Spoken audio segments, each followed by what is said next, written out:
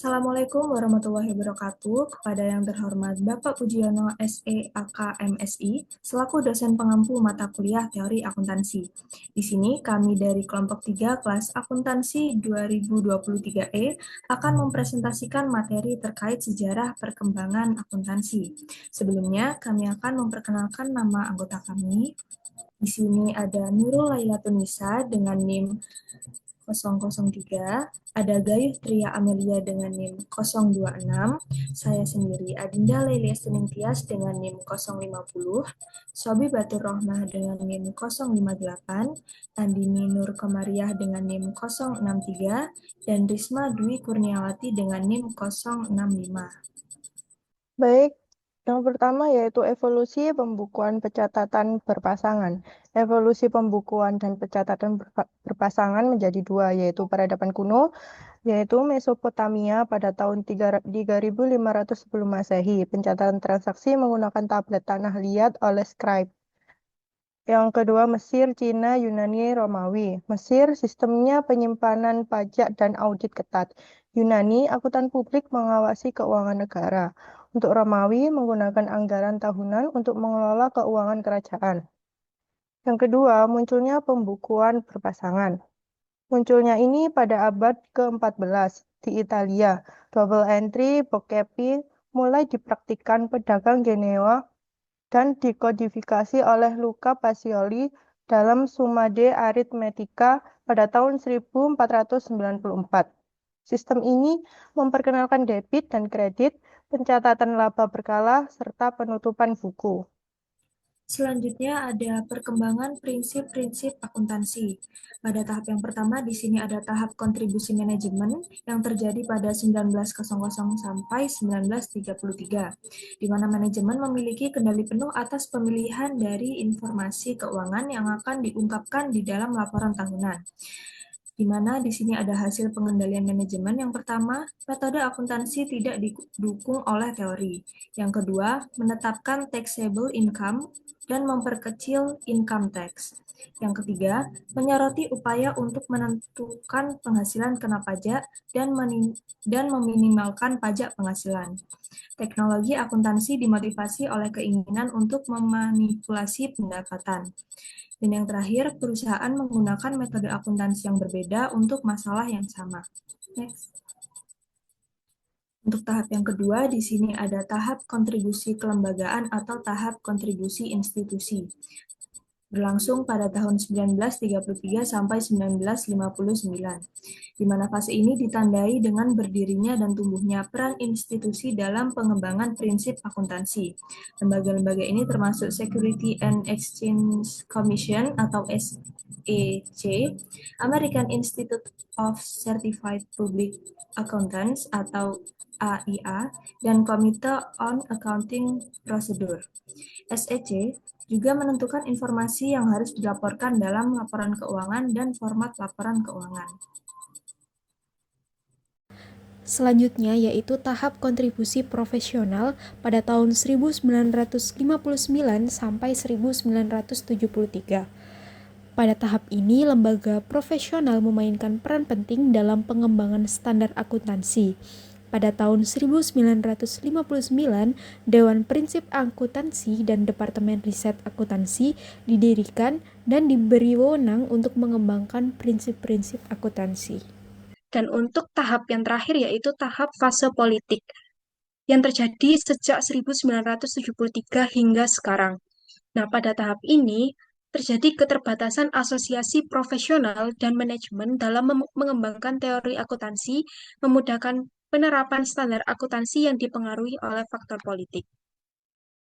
Selanjutnya yaitu perbedaan akuntansi dan kapitalis. Akuntansi adalah ilmu yang berkaitan dengan pencatatan, pengukuran, dan penyampaian informasi keuangan kepada pihak-pihak yang berkepentingan. Akuntansi dapat memudahkan para pengambil keputusan untuk memahami dan menilai kinerja keuangan suatu entitas. Sedangkan kapitalisme adalah sebuah sistem ekonomi yang berlandaskan pada kepemilikan pribadi atas alat-alat produksi, di mana produksi dilakukan dengan tujuan meraih keuntungan. Kapitalisme juga dapat diartikan sebagai pasar bebas. Dalam kerangka kapitalisme, individu maupun perusahaan diberikan hak untuk memiliki, memanfaatkan, dan memperdagangkan aset yang mereka miliki. Akuntansi bertujuan untuk menyediakan informasi keuangan yang relevan dan andal, sedangkan kapitalisme menciptakan pertumbuhan ekonomi dan kemakmuran melalui mekanisme pasar. Akuntansi berfokus pada pengukuran dan pelaporan kinerja keuangan, sedangkan kapitalisme berfokus pada produksi, distribusi, dan konsumsi barang maupun jasa. Akuntansi bersifat netral dan objektif, sedangkan kapitalisme berorientasi pada keuntungan dan persaingan. Selanjutnya yaitu relevansi secara akuntansi. Secara akuntansi memiliki relevansi yang sangat penting bagi perkembangan ilmu akuntansi modern. Studi tentang sejarah akuntansi bukan hanya untuk memahami asal-usul sistem pencatatan keuangan, tetapi juga untuk memahami bagaimana standar dan praktik akuntansi terus berkembang menyesuaikan dengan kebutuhan zaman.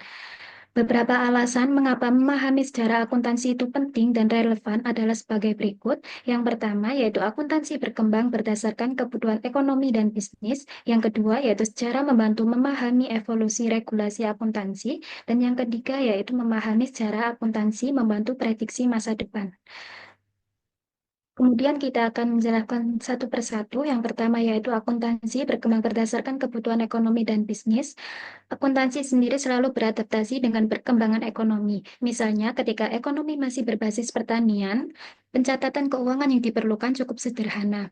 Namun, ketika perdagangan mulai berkembang pesat di abad pertengahan, muncullah metode pembukuan berpasangan, dan seiring dengan munculnya perusahaan-perusahaan besar dan pasar modal, standar akuntansi pun mengalami perkembangan lebih lanjut untuk mencerminkan kompleksitas transaksi keuangan. Next. Kemudian yang kedua yaitu secara membantu memahami evolusi regulasi akuntansi. Regulasi akuntansi saat ini tidak muncul begitu saja, tetapi berkembang dari berbagai peristiwa ekonomi besar, seperti krisis ekonomi dan skandal keuangan. Misalnya, skandal Enron dan Lehman Brothers yang mendorong peningkatan standar transparansi dalam laporan keuangan. Kemudian pendirian lembaga pengatur standar akuntansi seperti Financial Accounting Standard Board dan International Accounting Standard Board untuk memastikan praktik akuntansi yang lebih baik dan lebih transparan. Kemudian penerapan standar internasional seperti International Financial Reporting Standard yang bertujuan untuk menyatukan aturan akuntansi di berbagai negara. Next. Kemudian yang ketiga yaitu memahami sejarah akuntansi membantu prediksi masa depan. Sejarah akuntansi memberikan wawasan mengenai tren bisnis dan ekonomi global. Beberapa tren yang mungkin terus berkembang berdasarkan sejarah akuntansi antara lain, yang pertama yaitu digitalisasi dan otomatisasi akuntansi, di mana teknologi seperti kecerdasan buatan atau AI dan blockchain dapat mengubah cara pencatatan dan pelaporan keuangan. Kemudian yaitu akuntansi berkelanjutan, yang berkembang karena meningkatnya kesadaran terhadap dampak lingkungan dan sosial dalam laporan keuangan perusahaan. Kemudian, peningkatan standar transparansi dan akuntabilitas yang semakin dituntut oleh pemangku kepentingan, termasuk investor, pemerintah, dan masyarakat luas. Isu-isu akuntansi internasional. Yang pertama, harmonisasi standar akuntansi. Salah satu isu utama adalah perlunya harmonisasi standar akuntansi di tingkat internasional. Berbagai negara memiliki standar akuntansi yang berbeda, seperti General Accepted Accounting Principle atau GAAP di Amerika Serikat dan International Financial Reporting Standard atau IFRS yang diterapkan di banyak negara lain. Harmonisasi ini bertujuan untuk meningkatkan konsistensi dan transparansi laporan keuangan di seluruh dunia. Yang kedua yaitu perbedaan praktik akuntansi. Perbedaan dalam praktik akuntansi dapat menyebabkan kesulitan dalam membandingkan laporan keuangan antara perusahaan dari negara yang berbeda. Misalnya, metode pengakuan pendapatan, pengukuran aset, dan perlunya pajak dapat bervariasi secara signifikan yang dapat mempengaruhi keputusan investasi dan analisis kinerja. Next. Yang ketiga ada pengaruh budaya dan lingkungan ekonomi. Teori akuntansi juga mempertimbangkan bagaimana budaya dan lingkungan ekonomi mempengaruhi praktik akuntansi. Misalnya, negara dengan budaya yang lebih konservatif mungkin lebih cenderung untuk menggunakan pendekatan yang lebih hati-hati dalam pengakuan pendapatan. Sementara negara dengan budaya yang lebih agresif mungkin lebih terbuka terhadap pengakuan pendapatan yang lebih cepat. Yang keempat ada regulasi dan kebijakan pemerintah. Kebijakan pemerintah dan regulasi di masing-masing negara dapat mempengaruhi praktik akuntansi. Beberapa negara mungkin memiliki regulasi yang ketat terkait laporan keuangannya. Next.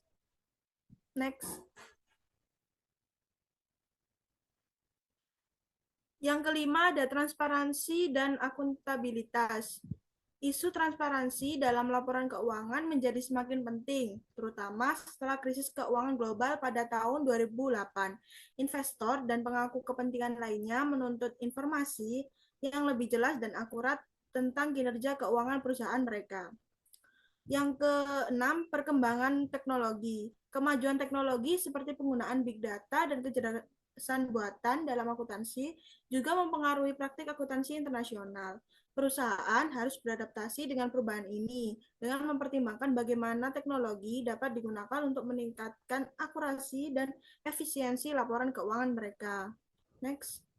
Yang ketujuh ada isu etika dalam akuntansi. Etika dalam akuntansi menjadi isu penting, terutama dalam konteks internasional. Praktik yang tidak etis seperti manipulasi laporan keuangan dapat merusak kepercayaan investor dan merugikan pasar secara keseluruhan. Teori akuntansi harus mempertimbangkan bagaimana etika dapat diintegrasikan ke dalam praktik akuntansi. Demikian materi yang dapat kami sampaikan. Semoga informasi yang kami berikan dapat bermanfaat. Mohon maaf apabila ada kesalahan dalam perkataan. Kami ucapkan terima kasih atas perhatiannya. Wassalamualaikum warahmatullahi wabarakatuh.